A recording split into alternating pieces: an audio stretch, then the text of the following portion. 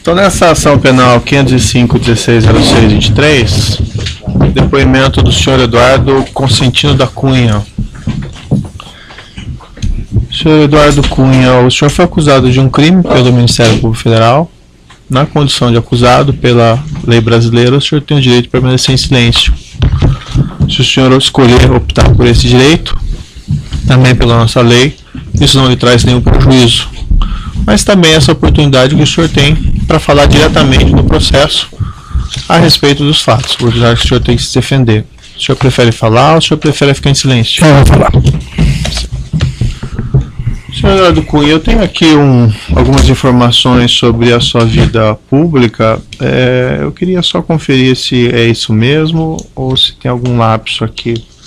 Consta aqui nas minhas informações que o senhor teria exercido o cargo de presidente da Telerge entre 91 e 93. Entre 15 de fevereiro de 91 e 27 de abril de 93.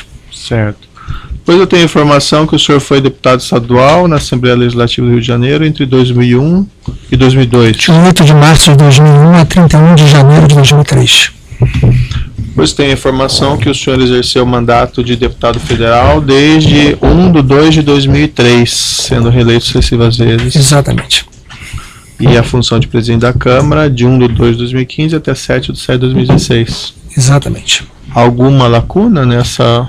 Fui líder da bancada do PMDB de 1º de fevereiro de 2013 até 31 de janeiro de 2014, de 2015, perdão.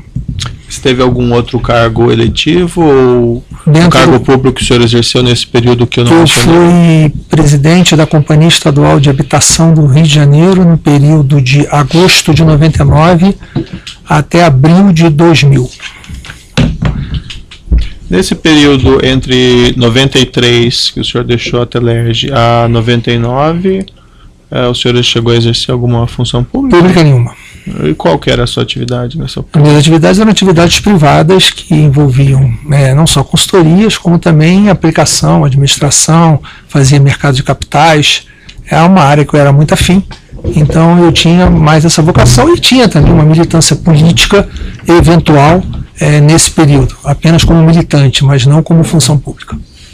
Perfeito. Agora, indo mais diretamente para o objeto da denúncia, essa denúncia diz respeito a essas contas que, segundo a acusação, seriam mantidas pelo senhor, ainda que em nome de offshores ou os trusts, em contas aqui na Suíça. O senhor pode esclarecer a origem dessas contas, a partir de quando o senhor passou a ter contas no exterior? Excelência, não tem problema, eu vou esclarecer tudo. Eu gostaria só que, se a gente pudesse ter uma ordem lógica, a denúncia não trata somente sobre isso. Estou sendo acusado por corrupção ativa, lavagem de dinheiro e evasão de divisas. Sendo que, como corrupção ativa, tem um ato de ofício de ter participado, ter dado a palavra final sobre a nomeação de um diretor da Petrobras, diretor internacional, o Sr. Jorge Zelada. A lavagem de dinheiro como correspondente ao crime de corrupção, em sequência a evasão de divisa que trata das contas. Se você quiser, eu posso começar por aí, mas eu preferia ter a ordem lógica para responder tudo. Eu quero responder tudo, não vou me furtar de responder nada. Perfeito. O senhor vai poder falar sobre todas as questões colocadas na denúncia, mas se eu preferir, para minha compreensão aqui, como essas contas, segundo o Ministério Público, teriam recebido esses depósitos, eu queria primeiro uma explicação sobre essas contas, se o senhor não se importar. Não me importo com nada, não. Veja bem, nós temos aí, fulcro da denúncia, a presença de 3 trusts: o Trust Orion, o Trust Triumph e o Trust Netherton, além da conta Copeg. Certo. O Trust Orion foi criado, ele foi constituído em 8 de maio de 2007, e a conta estava no Merrill Lynch de Cayman, em Nova York, e foi transferida em 2008 para o Merrill Lynch Banco Suíço de Genebra. O Trust Triumph, ele foi criado em 2005, detinha a conta do Trust Orion no Merrill Lynch, Nova York, era a conta 1AGO3163. E o Trust Triumph, desde 2005, também a mesma coisa, foi constituído, estava no Merrill Lynch de Cayman, a conta era 16503W78 e foi transferida para o Merrill Lynch Banco Suíço, também Esse em 2007, o Trunf já foi transferido em 2007, o Orion foi transferido em 2008. Antes da constituição desses trusts, o senhor tinha contas no exterior? Eu tinha contas através de trusts e contas não de trust. Eu tenho contas desde 1980, há 30 anos praticamente, desde 1987, tem várias contas. Inclusive, se Vossa Excelência, certamente minha defesa vai juntar no momento próprio processual, houve inclusive um trancamento de um habeas corpus pelo Tribunal Regional Federal do Rio de Janeiro por falta de justa causa de uma ação penal sobre evasão de divisas acerca de uma conta no Delta Bank de Cayman, de Nova York. O senhor sempre abriu essas contas utilizando trusts ou o senhor utilizou alguma outra forma? No passado tinha outra forma. O instrumento de trust é um instrumento mais recente. Desde que em 2001 houve a resolução do Banco Central da obrigatoriedade de declaração, a partir desse momento, um pouco antes, porque em 1993, eu tenho documentos aqui que eu posso juntar, eu detinha um trust, que era o Dani Trust, junto ao Merrill Lynch. E esse trust... E esse qual agência? Não, é o mesmo Merrill Lynch Cayman, que a conta era operada pelo... não era agência Cayman, era em Cayman. Tá. O que acontecia é que o Merrill Lynch operava com a conta em Cayman. Cayman era um local onde a conta transitava, ela ia para Nova York. Quer dizer, a conta do banco em Cayman era dentro do Merrill Lynch Nova York, mas a conta era de Cayman. Certo.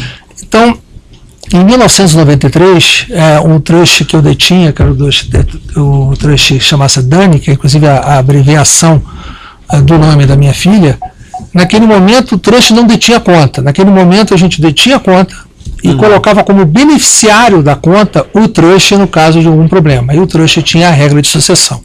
Então a conta em 1993, por exemplo, ela era em nome de uma empresa offshore, era a empresa Colby Limited, e que detinha a conta Truent, no Merrill Lynch Cayman. Então essas contas existiam como existia. Eu só tive em 2 lugares contas, no Merrill Lynch Cayman e no Delta Bank Trust Cayman. Certo. Os dois detinham uma estrutura de offshore naquele período da década de 90, sendo que no Delta Bank a conta era 100.762 Norvale, no Delta Bank de Cayman. E por que essa transferência das contas do Merrill Lynch nessa agência para Merrill Lynch lá em Genebra? Bom, aí foi uma decisão tomada naquele momento. Repara bem, nós estamos pulando um intervalo de tempo muito grande. E o que aconteceu é que o Merrill Lynch, em 2007, ele tomou a decisão de me transferir para as contas para a Suíça, porque achava que a administração era melhor, achava que o Merrill Lynch já estava num período mais ou menos, talvez, pré-crise, tanto que ele acabou em 2008 sendo vendido para o Bank of America. E naquele momento eles entenderam e me convenceram que os trusts deveriam estar administrados pelo banco em Genebra e não mais pelo banco em Cayman. Achavam, enfim, talvez pela dificuldade de administrar por Nova York, foi uma razão pessoal. O pedido para que houvesse a transferência partiu do próprio Merrill Lynch. Sendo que em 2007 a gente transferiu o Trust Triumph, e em 2008 foi o Orion, porque o Orion ainda tinha aplicações em bolsa de Nova York naquele momento que não poderiam ter sido desfeitas. Então o Merrill Lynch manteve a conta do Orion até 2008, sendo que em 2008 ele fez a transferência. O senhor pode me esclarecer por que foram abertos esses 3 trusts? Bom, vamos dizer, e Netherton? Por que Trunf não, por exemplo? Eu vou lhe dizer, a Trunf foi que foi aberta primeiro. Anteriormente da Trunf tinha um outro, que chamava-se Glorieta. Essa foi transferida para a Trunf a sua integralidade. Depois, naquele momento, o objetivo de ter 2 trusts foi para que tivesse um que tivesse um perfil de contrato mais agressivo e outro que fosse mais conservador. Então, naqueles que fosse mais agressivo, ter uma administração de uma forma diferente do que fosse mais conservador. Não foi uma atitude inteligente, porque tinha despesa dupla. Porque, de qualquer maneira, todo trust, quando ele é contratado, ele pressupõe que você remunera de qualquer forma, mesmo quando você transfere o patrimônio, há uma remuneração do administrador. Certo. Mas foi feito dessa forma. O Trust Netherton, ele foi montado em 2008, já dentro do Merrill Lynch Banco Suíço. E ali tinha um objetivo específico. Ali, quando foi montado o Trust, era com o objetivo de fazer uma estrutura para que depois eu pudesse até trabalhar com essa estrutura. Que seria esse trabalho? Seria você poder captar no exterior e fazer aplicações no próprio país. Tinha esse objetivo. que, digamos assim, uma ilusão minha que eu teria condições de fazer isso, não havia tempo para isso, não dava tempo, e ele ficou apenas com o depósito inicial, que foi transferido os outros trustes de $10 mil, e ficou com a conta lá com esse depósito. O que aconteceu foi que aconteceram fatos sucessivos. O primeiro fato sucessivo, na crise dos subprimes nos Estados Unidos em 2008, o Bank of America acabou incorporando a Merrill Lynch. E o Merrill Lynch Banco Suíço, ele era uma instituição autônoma, cujo acionista era o Merrill Lynch. Quando o Merrill Lynch foi vendido para o Bank of America, o Bank of America se tornou o acionista do Merrill Lynch Banco Suíço. E o Bank of America vendeu o Merrill Lynch Banco Suíço, se não me engano, em 2012 ou 2013, para o Julius Baer. Quando ele vendeu para o Julius Baer, houve um tempo de carência para que o Julius Baer assumisse a administração do banco, e quando o Julius Baer assumiu, ele não, como esses dois trustes, o Ori e o Truff, tinham sido criados e eram administrados pela Merrill Lynch Trusts, que era uma empresa do grupo Merrill Lynch, eles determinaram que não gostariam de ter mais contas no Julius Baer que fosse de trusts da Merrill Lynch. Sim. Uma questão de política.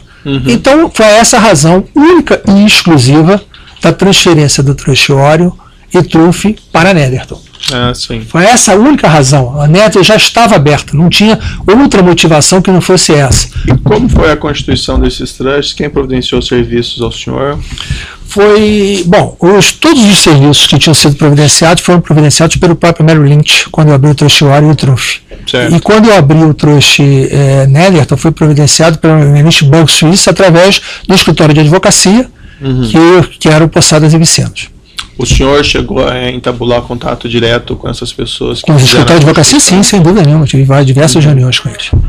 Certo. E por que o senhor optou por essa forma de abrir as contas dessa forma, com trusts, não em nome próprio, ou, por exemplo, offshore? Não, offshore é um instrumento que ele já foi, de uma certa forma, depois da resolução do Banco Central de 2001, ele detinha a obrigatoriedade de ser declarado. E, no entanto, o trust, até eu tive a oportunidade não só da oitiva que foi feita aqui com o parecer do professor Tadeu Chiara, como também do ex-presidente supremo Francisco Ezek, que era juiz da Corte de Haia, que também fez um parecer com relação à situação jurídica do trust, que está juntado aí.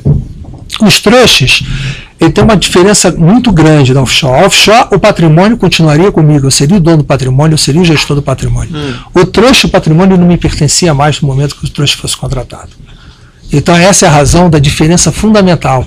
E o que isso implica em termos de tudo? Implica de tudo, que eles tinham uma obrigação mínima de prestar contas, uma obrigação de obter uma performance e uma obrigação de ter e ser responsável por tudo aquilo que acontecesse na conta. E, numa eventual sucessão minha, a sucessão já estaria definida. No entanto, numa offshore, eu teria, no momento que eu não tinha declarado esse patrimônio no período anterior, eu teria que vir a declarar aquele patrimônio no momento que eu já era pessoa politicamente exposta. Então, consequentemente, eu não teria como prover a declaração naquele momento mais. Então, eu optei pelo trust e mantive o patrimônio fora e transferi a propriedade do patrimônio para o trust, de modo que a administração ficasse com o trust. Então a motivação foi para o senhor não precisar declarar? Não é que a motivação foi para não precisar declarar. Eu estou lhe colocando a condição que o Vossa Excelência colocou com relação a offshore. Certo. Tá? É a opção que eu faria em qualquer circunstância. Eu faria essa opção hoje, com patrimônio próprio aqui no Brasil, para a administração dele, porque não teria discussão de sucessão. Até porque o instrumento do trust, ele é um instrumento antigo, do ponto de vista legal, ele foi regulamentado na Convenção de Haia de 85, e o instrumento do trust, ele basicamente é utilizado não só de sucessão familiar, ou quando alguém tem que ser interditado e a interdição vem um trust administrar, e até mesmo para substituir acordo de acionistas, quando há divergências entre sócio e empresa, se constituem as ações através de um trust. Então é uma modalidade utilizada de administração do patrimônio, e eu entendi, independente ou não de declarar ou não, eu faria. E é importante ter uma diferença do que é um patrimônio do trust, o que é um patrimônio do offshore. Se eu resolvesse constituir um trust no Brasil e transferir a minha residência para o trust, eu teria que passar a escritura, teria que pagar o imposto de transmissão, isso teria que ser registrado e o trust poderia vender propriedade para quem ele quisesse, independente ou não da minha concordância. Consequentemente, eu teria o direito de reparação de danos contra ele, mas eu não teria a propriedade do bem. Eu tenho informação aqui que as autoridades suíças teriam bloqueado a conta Netherton, que era a conta que estava em operação, não é? Está em operação. Eu quero registrar aqui, é muito importante, porque faz parte do conteúdo da denúncia, dizendo que eu transferi para a Netherton quando foi deflagrada a Operação Lava Jato. E a transferência para a Netherton foi feita em abril de 2014, quando uma notícia pública, com nenhuma referência ao meu nome, qualquer coisa que seja, operação muito inicial. E foi o senhor que fez essa transferência? Essa transferência, como eu lhe disse, foi em função do que o banco me instou a fazer. Na realidade, a decisão dessa transferência foi feita em janeiro. A execução que levou 3 meses. Eu, inclusive, viajei, tive reunião com os advogados em janeiro de 2014, me comunicaram isso e eu tomei essa decisão e foi feita essa transferência em janeiro. A execução foi em abril. Os advogados, quais advogados? No exterior do trust. Ou do banco? Do trust e do banco. Primeiro do trust, do Passado das Vecinos. Eu tenho informação aqui que essa conta foi bloqueada com um saldo de cerca de 2.348.000 francos suíços, aparentemente cerca de 2.364.000 dólares. O senhor já chegou a ter mais valores mais elevados no exterior? A própria denúncia reporta aos valores de evasão de divisa. Em 2007, por exemplo, o saldo da trunfa era 4.216.000 dólares. Em 2008, as duas tinham 2.584, uma queda de preço de ativo de mercado. Em 2009 era 4.303.000. Em 2010, 3.845.000. Em 2011, 4.210.000 dólares. Em 2012, 3.544.000. Em 2013, 3.118.000. E em 2007 não deve estar computado ainda o saldo da Oreo. E anteriormente, quando estava em Nova York, o valor era maior. Ou seja, maior, né? Talvez uma questão de valor de preço de ação, mas em torno de girava em torno de 5 milhões de dólares. E o senhor não entendia que o senhor deveria declarar esses valores mantidos no exterior? Nos trouxas eu não entendi, os advogados não entendiam, não emitiam e atribuíam que se eu declarasse estaria praticando uma informação falsa, sujeita a crime. Que advogado lhe orientou especificamente isso, por exemplo? Os advogados que me auxiliaram na Constituição e que eu consultei aqui. Algum nome específico que o senhor poderia citar? Eu posso citar o próprio que eu utilizei aqui, que foi consultado várias vezes, o professor Tadeu de Chiara, mas eu posso citar o escritório do Passado das Vecinos, não é um escritório pequeno, e que tem os seus correspondentes no Brasil e em São Paulo, tributaristas de muita qualidade. Eu me reuni várias vezes com eles no escritório de São Paulo. Não é uma agência de empresas offshore, não, é um escritório de advocacia extremamente forte. Então, em síntese, o senhor não declarou essas contas por conta desse entendimento? O entendimento que os trusts não deveriam declarar. E o senhor não entendia que o senhor teria que declarar que o senhor tinha direitos relacionados a esses trusts? Eu não tinha direito, eu tinha expectativa de direito. É uma diferença muito grande. A tese que está aí colocada nos pareceres é que eu tinha uma expectativa de direito. Mesmo a hipótese da colocação da revogabilidade do trust não implicava que eu detinha o direito. Eu poderia, no momento que eu revogasse e trouxesse o meu patrimônio, eu era obrigado a declarar. Enquanto eu não fizesse isso, eu não era obrigado. O senhor entende, então, que o senhor não era obrigado? Eu entendo que não. Eu e os advogados, os pareceristas que estão, entendem que não. Esses valores, como é que funcionava a movimentação deles nas contas? Seguiam ordens do senhor, seguiam orientações? Não. Veja bem, a orientação ela era toda feita pelo trust, ela não era feita por mim. Exceto no trust Orion, em determinado momento, eu tive uma procuração do trust, que faz parte do processo, está inclusive aí traduzido, que eu poderia ter uma movimentação limitada, sem qualquer tipo de transferência, apenas para efeito de aplicação. E por que a razão dessa procuração? Porque eu trazia uma operação de Nova York, que era uma operação de venda de put de ações. O que é vender put? Eu vendi uma opção que eu seria obrigado a comprar determinada ação a determinado preço. Para isso eu recebi. Consequentemente, como a ação havia caído de preço, eu seria obrigado a exercer o valor por um preço maior do que ela valia ou assumir a perda. Então o trust não queria participar dessa operação. Até eu zerar essa operação, a ordem tinha que ser minha.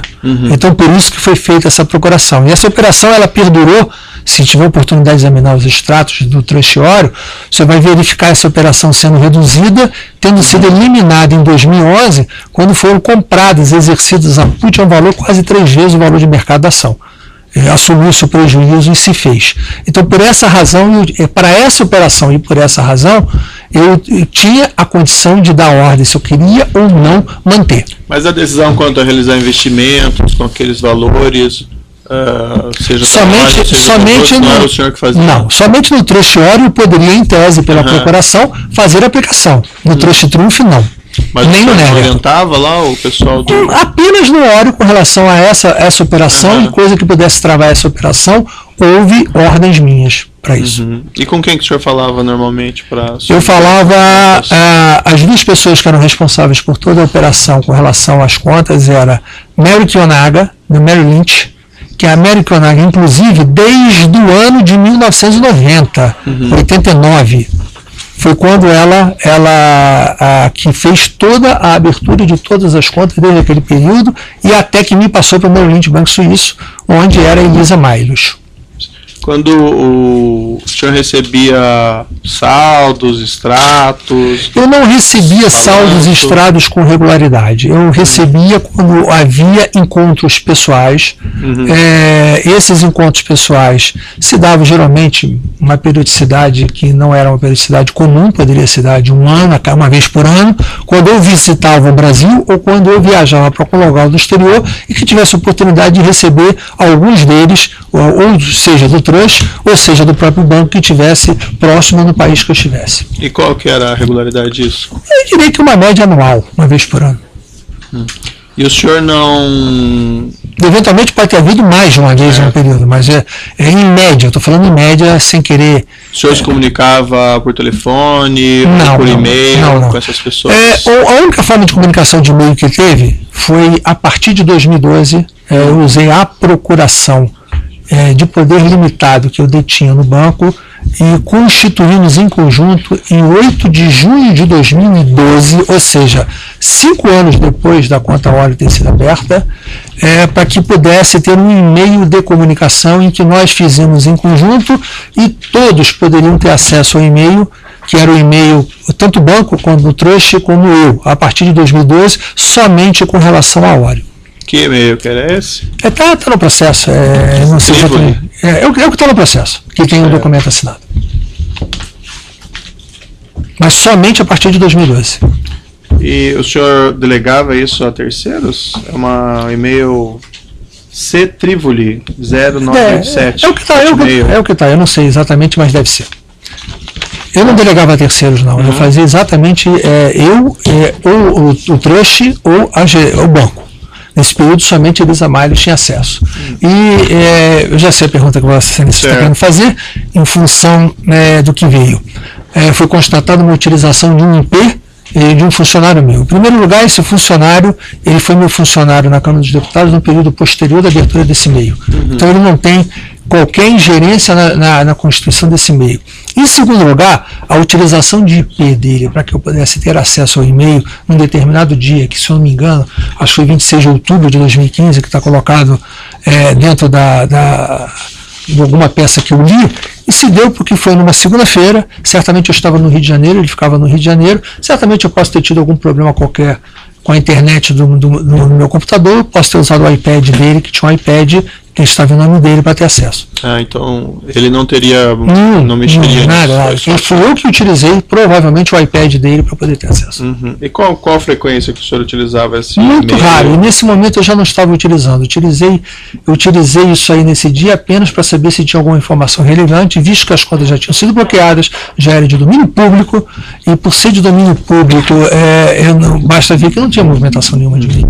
Quando o senhor foi espontaneamente naquela comissão parlamentar de inquérito, e o senhor declarou expressamente que o senhor não teria contas no exterior, o senhor não entendia que era relevante o senhor revelar esse tipo de informação? A pergunta que me foi feita não me foi feita no sentido que eu tinha que dar essa resposta. Se tivesse me feito a pergunta completa, eu teria respondido a verdade completa. Mas o senhor não acha que o senhor não tinha uma obrigação de revelar isso? Eu acho que eu falei a verdade. E como eu falei a verdade, conforme a pergunta que me foi feita. Então eu não tinha razão nenhuma para mentir, até porque eu não minto. Consequentemente, eu fui lá e falei a verdade. O senhor, nesse contexto, que o senhor vai lá e diz que não tem conta e tal, mas o senhor tem esses trusts que tem conta, que o senhor vamos dizer... Se eu dissesse que tinha conta, eu estaria mentindo, porque é a conta do trust. Em segundo lugar, a propriedade do patrimônio não é meu. E a pergunta que me foi feita foi muito específica. E dentro da especificidade da pergunta, no meio de 50 perguntas feitas dentro de uma comissão parlamentar de inquérito, que era reunida os quesitos de grupos de 5 para eu responder os grupos de 5, e que eu anotava, eu respondi como me pareceu o correto naquele momento. O correto é que eu não detinha conta. Se tivesse me perguntado se a minha esposa detinha, eu teria falado a verdade.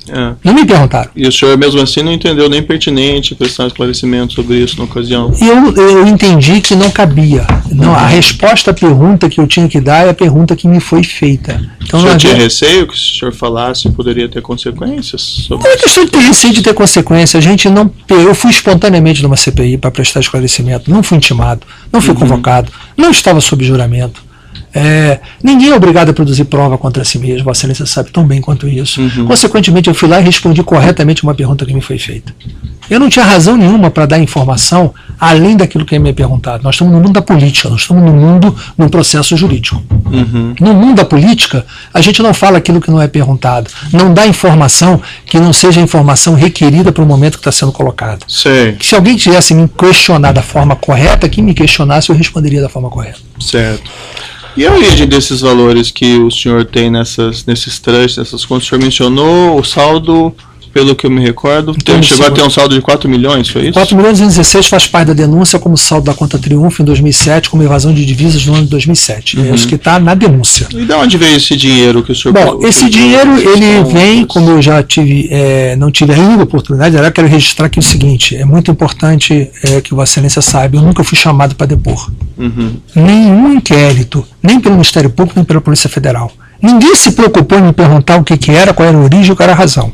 A denúncia foi oferecida sem ter oportunidade e o contraditório. Certamente eu poderia, no contraditório, ter trazido elementos que poderiam ter sido feitos a devida investigação, a coleta de dados correta, para que, se a ação penal existisse, ela fosse mais profícua. Não, eu entendo, mas a oportunidade que o senhor tem de esclarecer, então, agora... Talvez um pouco tardia, né? Porque, efetivamente, a gente vai agora, elementos que não podem ser feitos provas pelo momento processual, é claro que os advogados vão pelo 402 solicitar, mas certamente poderia, se o inquérito fosse feito corretamente, não fosse uma coisa política, certamente poderia ter esclarecido muito mais. Quando o senhor abriu quando eu abri essas contas, Excelência, saldo de quanto, aproximadamente? Os saldos eles foram crescendo na medida em que eu fui obtendo resultados. Certo. Efetivamente, eu trabalhei muitos anos como comércio exterior.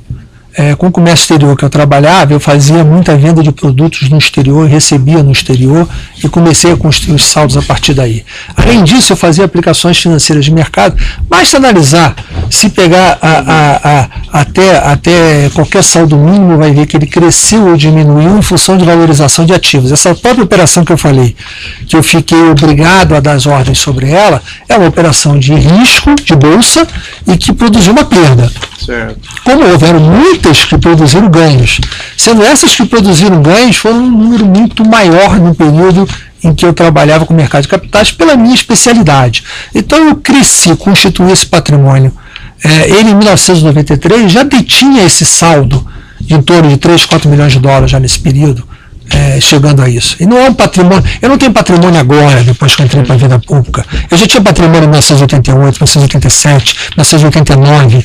Então, quando há essa ação, que houve o trancamento da ação pelo TRF no Rio de Janeiro, nós estamos tratando de 1989, nós estamos tratando de agora.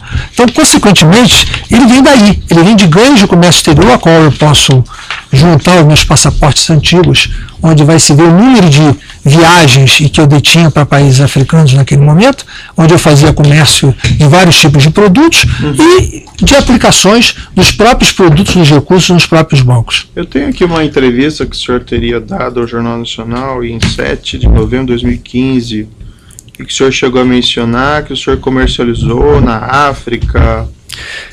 Excelência, eu não quero me ater a qualquer tipo de entrevista pública, porque elas são veiculadas de forma editada, sem o conjunto da minha fala, e são naquilo que tem um interesse da divulgação. Eu estou aqui para responder exatamente qualquer pergunta que me foi feita em cima da denúncia. Eu diria Mas o senhor pode esclarecer essas transações Eu tive transações de comércio internacional, a qual eu comprei muitos produtos e levava esses produtos para a África por minha conta, recebia em recursos locais e transferia de lá, através do câmbio do próprio país. Quando que foi isso? O período basicamente de 1985 a 88. E que tipo de produto que o senhor comercializava? Produtos diversos, produtos alimentares. Não eram só produtos do Brasil, eram produtos de outros países que eu levava para a África. E era especificamente com a África? Basicamente com a África. Basicamente no país Zaire e no país Congo-Belga. Eram os dois países, a República Popular do Congo. Eram os dois países que eu comercializava. E eu não entendi bem qual que era o seu papel. O senhor era um representante comercial? Não, eu não era representante comercial, eu era revendedor. Eu comprava mercadoria e revendia. E o senhor tinha uma empresa para isso? Tive empresa de comércio exterior, sim. Qual que era o nome dela? Eu tive uma empresa HLB Comércio Exterior Limitada. Tive outras empresas naquele momento, mas a maior parte eu fazia para empresa fora. Justamente no momento quando eu fiz a offshore fora naquele período, a própria offshore comercializou naquele período. E o senhor residia nessa época no Brasil? Residia no Brasil. Mas eu passava a maior parte do tempo viajando. Perfeito. Eu vou interromper aqui pelo tamanho do áudio e já retomamos.